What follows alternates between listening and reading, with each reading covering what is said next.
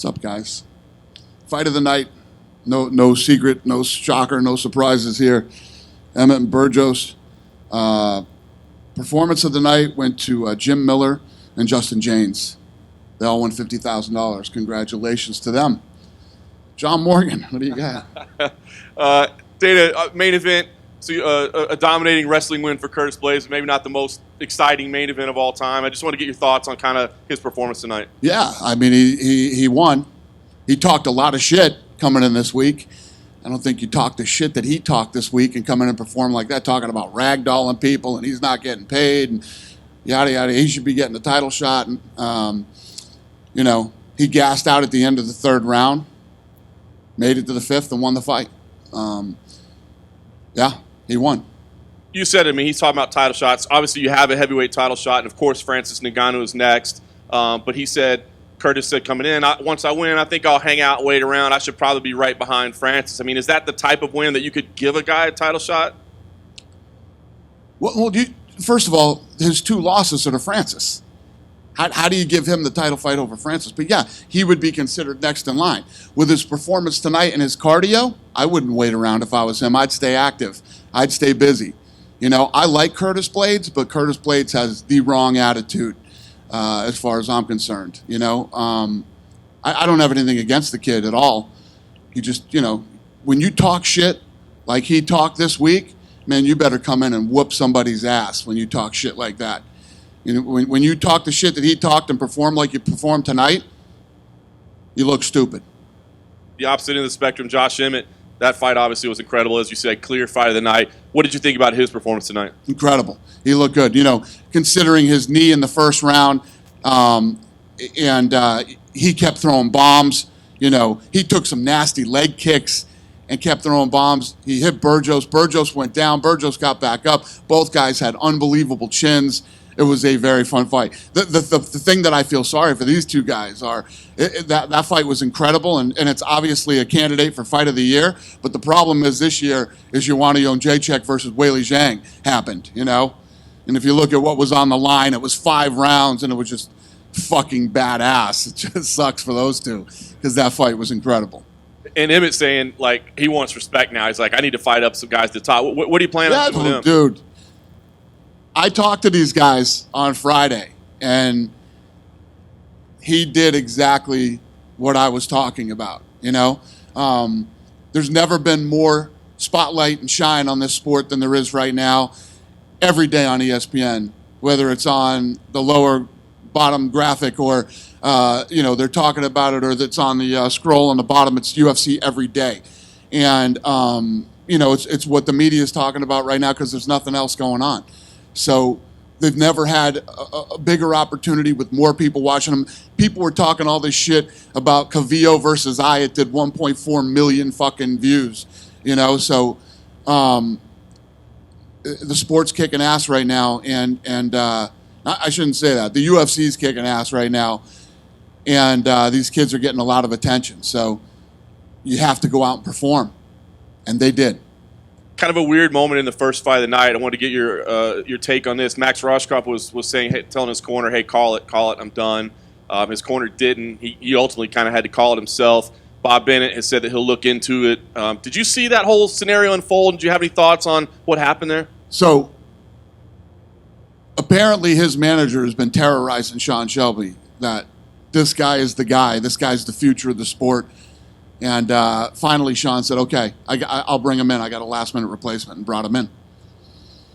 And that was his performance tonight. Last thing I wanted to ask of you, the shorts tonight, we saw the logos, the rainbow logo on there. How did that all come about? We didn't know that was something that was being done. It was kind of a surprise. How did that come about? Well, they asked if they could, and I said yes. No big initiative then? No, they asked, and I said yes. Hey, Dana. Dana, I'm sorry. Could I just ask you about that, though? So you say, forgetting about his performance, the fact if he felt he didn't have a chance to win, do you feel like it's okay for a fighter to essentially tap out in between rounds? 100%. Listen, man, let me tell you what. In this fucking sport, if you're done, you're done. You should absolutely be able to quit. I know that it's frowned upon, But guess what? Anybody that would talk shit about you quitting isn't in there fighting. You know, it's real easy to be a critic. With what these kids do is a whole nother level, man. I don't, you know, as the guy who runs this organization, as the guy who is involved in the matchmaking and everything else, you know, you see these kids. We deal with managers from all over the world. They're like, oh, this guy's the guy, this guy's the guy. And you get this, when you get here, this is a whole different level, man. And that guy's not ready, and he might not ever be ready. And some of us, and I'm not, I've told you guys this many times before. I believed one day, you know, back in the day that I was a fighter and I wanted to do this and that. And one day I found out that I wasn't. The realization was that I wasn't. And when you find out, you need to walk away, and you need to. I'm not saying that's the case with this kid, but if that kid felt like he needed to quit tonight, who the fuck is anybody to judge him on that? He had the balls to come here and fight and take a short notice fight in the UFC. Do you feel like when you look at him, so, you know, obviously a lot of people think it looks bad. Do you see that as a guy that could turn it around? I mean, or do you think that's such a mental blow to somebody that it's hard to come back and win a fight after having done that on national television? I don't know. I don't know the answer to that question, but he, you know, he's got to get up tomorrow morning and look at himself in the mirror and figure out who he is and what he wants to do. There is no shame in getting here and finding out that you're not it. There's no shame in that at all. You gave it a shot, didn't work out. You know what I mean? Anybody who would try to ridicule a kid like that, fuck you. Come try it. Come try and do what he did tonight. Very few people can do it. I don't know. I was just wondering, is there an update on Jacare and if he's feeling any better from COVID? I don't have an update. Okay, so are there plans to unveil the next EA UFC game in Abu Dhabi next month? Are we? Yeah. Is that what you're asking me? Boss, are we doing it? Yeah, yeah. The boss says yes. And there's reports that Anthony Joshua and Tyson Fury are going to be in the game. What? Where are you hearing this shit? There's a reporter named Brian Mazicki. He's a gaming journalist. Tyson Fury. Yeah. Might be. Okay. Might be. Aren't we doing this in Abu Dhabi? Why are you asking me these questions now? Being annoying, I guess. Yeah, because I might tell you. Yeah, there you go. Yeah, thanks. Thank you. Dana, over here. Dana, to your left. How's it going? Hey, good. How impressed were you with Justin James tonight? Yeah, listen, I was just, let me take this opportunity to rip Bob Arum again. So these guys have been pulling shitty numbers, putting on, I guess Kevin said they had a good fight the other night. I didn't see it, but, you know, they're still battling with cornhole right now.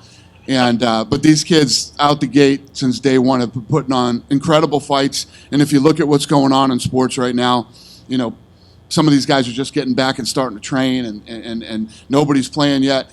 And the level that these kids are performing at, all of them, not just him, but yes, obviously him too. It's been incredible to watch. I've never been more proud to be a part of this sport than I am right now.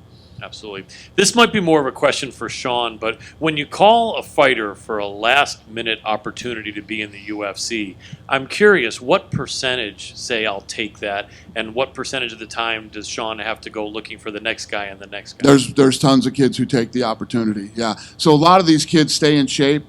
You know, they might not necessarily have been training for a 3-round fight. You know, when I say that, I mean a proper camp that you would do, but they're in shape and they're ready to go. So, and a lot of these kids take the opportunity. Gotcha. Catch weights. This is something that we've seen you do only during the pandemic. Because I don't like them. And when there's no pandemic anymore, we're not going to see No, I hate catch weight fights. They mean nothing. Yeah. Last question. Who impressed you the most overall tonight? Tonight, you got to go with the co-main event. Both of those guys impressed me. Both showed absolutely. You know, it was one of the fights that I picked this week for people to watch, and they lived up to the hype of the fight. And both guys showed toughness, grit, determination. Both guys showed the will to win. You could tell when Burgos lost, he was so upset because he felt like he was in it and he had a chance to win that fight.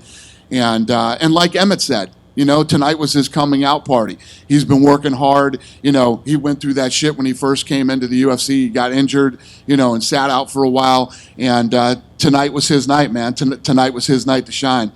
And he earned it. Absolutely. Thank you very much. Thank you. Dana, good to see you. You too, buddy. Not sure if you saw, but Henry Cejudo's been very active on Twitter tonight. During the Emmett Burgos fight, he even mentioned that these artists are doing beautiful work in his weight division. Just curious on your thoughts if Henry Cejudo wanted to return and fight for the featherweight strap. He's retired. But if somebody I just pulls did out- another interview where people are asking me about other retired guys. These guys are retired. I'm not even thinking about any of those guys. They're retired. There's so many kids right now that are here that want to fight. Those are the people that I'm focused on.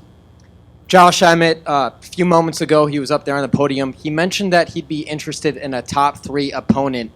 Curious on what you think his fighting future is and what a good bout would be for him, opponent-wise, for his next time out in the octagon. Well, yeah, it's going to depend on a lot of things. Who's available, timing of when he fights again, how's his knee. I mean, there's just so many things. There's so many different factors in when he fights next and who he fights next that we're going to have to see how this thing plays out over the next couple weeks. I'm hoping. I don't even want to say it because I don't even want to jinx the kid, but I'm hoping his knee is okay. And lastly, you announced all the fight cards in July for Fight Island. When do you anticipate announcing more of the schedule in August for the fight cards here at the Apex? Probably. I don't know. Probably when we get to Fight Island, we'll start announcing more cards. We got the summer done. Summer looks good, man. I'm telling you, we're gonna have some fun in August. August is a crazy month with some really good fights. Last thing, Dana, to me, I didn't see one judge's decision that I felt was wrong tonight, which is a really good thing. I'm not going to say it's rare because there's not always bad decisions, but are you with It's me? very rare. Okay. It's rare. I mean, usually we'll be somewhere and the night will start and it'll be like, what the? How the hell did he see that fight like that? Yeah, no, tonight was a good night. Yeah, I was happy to see that. Good judging, Las Vegas. Yeah, it's a big deal. It's a big deal when they get it right. Jillian Robertson, last second submission. That had to impress you, I'd imagine. Yeah. Yeah, absolutely. And then 125 for Valentina. She may be possibly in talks sometime soon, maybe. Yeah, I like it. Right. Dana, Yeah. just real quick, speaking of Bob Arum, talking to him today, he mentioned that potentially they may have fans at a show at the MGM in September. People aren't even watching it on TV. Fucking fans are going to show up now? So the question is, would you have any fans? Have you had talks for that? Is there a possibility, say for Stipe in DC, that you might have fans at that event? When would the earliest be? So this asshole is saying that he's going to have fans at his fights when a few weeks ago he was talking shit about me for even going. Then I go, now he's going right after I'm going, but he's going to have fans all of a sudden too? He's an asshole. Come on, Kev. You know he's an asshole. Dana, He's going to have fans there. He's got 300,000 people watching his show. What are 14 people going to show up live? So no chance of you having fans. I'm not even thinking about that right now. I got my shit dialed in. I got my shit worked out, you know? I'm hearing that they're shutting down casinos in Arizona. They're shutting down casinos in Arizona. The governor just came out and said everybody's going to have to start wearing masks here like California and all this other stuff. But Bob Arum's going to have fans. He's pulling 300,000 viewers. He's going to sell fucking tickets. Give me a fucking break. Dana, any word on Anthony Rumble Johnson coming back? I'd be really. You know what? There was talk about it for a minute, and then it's all stopped, and he sort of disappeared again. That's not good. Yeah, I don't know. Yeah, listen, it is good because if you don't want to fight, and if you walked away the first time, and you're coming back for what? What are you coming back for? If it's just a payday, Yeah. he's a smart kid. He can go do a lot of other things, man. This is a young man's game. These guys, these up and coming kids are savages. Look at this Emmett Burgos fight. Yep. Both of those guys looking for the credit and the respect they feel they deserve. Those are the type of dudes you're going to fight. Yep. This is a young man's game. And there's nothing wrong with being retired from this. But I always say this to these kids. This isn't a job. This isn't a job. This is an opportunity, and you have a very short window of time to do this, like any other professional sport. Yep. Yeah, there's nothing wrong with a person who's ready to retire and retiring. Absolutely. Wanted to give you credit also for sticking up for Max Roshkop. A lot of people who haven't trained, I've trained most of my life in various martial arts, don't understand that if you're getting beaten down, your cardio's gone, you're hurt, and you're not going to be able to bring anything else, looking forward to continuous beatdown is not a fair thing, and it's not a fair thing to call someone like that a coward. Well, it's actually the beautiful thing about this sport is you can actually tap out with honor. When you think about No Mas, he was ridiculed for years because of that. Yeah. He's one of the baddest dudes to ever walk the face of the planet. Absolutely, Roberto. You know what I mean? And no shame in that kid quitting on the stool. Yeah. If you feel you can't go back in there and perform, do not do it. Absolutely. Yeah. Yeah, you were kind of referencing having August set. Is Stipe DC? Do you think it'll be here at the Apex, or do you know where it'll be? Yeah, that would be here. Okay, that's official then. Yeah. Okay. And then you were just talking about the fans with Top Rank. You had said last week, as soon as you can have fans, you would go do that. I know the president tried to have a rally tonight, and they had attendance issues there. I think a lot of people want to stay away because of the virus. So, I mean, would you immediately go, or do you have to kind of feel out where the fans are in terms of being ready to go to them? No. So when we think, first of all, whatever, this would be a state or a country or whatever it would be that would decide that they were ready for fans. We would get together with the government there and, whatever entities we had to deal with, whether it was the athletic commission or whoever, and we would figure out how we were going to do this, how it was all going to work, how would it be safe, and then we do it. We would be first. If we're able to do it, we'd be first and do it. I just don't see that happening anytime soon in the United States. I could see it happening in another country, not here though. I mean, and again, you can't fucking believe anything you read. You don't know what's true and what's not true. You're hearing, flatten the curve, and the curve had flattened. Now they're saying things are spiking up in Texas and Arizona and Florida and all these other places. I don't know. I don't know the answers to this stuff. That's why I stay in my lane now. We got the Apex. We got Fight Island. We're kicking off here soon. And I am not even thinking about doing an event with fans, And if I had 300,000 people watching my fucking show, that'd be the last thing I'd be worried about is fans coming back. Last good one, Dana. With the weight classes approved a couple years ago, 170 being removed and bringing in 65, 75, 95, and 225, any thought about adding any of those weight classes? And if so, which one might be given the most serious? What was the beginning of that question? The beginning of that question was a couple of years ago, Yeah. most athletic commissions approved MMA adding 4 weight classes, removing 170 and putting in 65, 75, 95, and 225. No. No thought about any of them? And if you were going to put in one, any favorite of those 4? No. It's a no? No interest whatsoever. Understood. Thank you.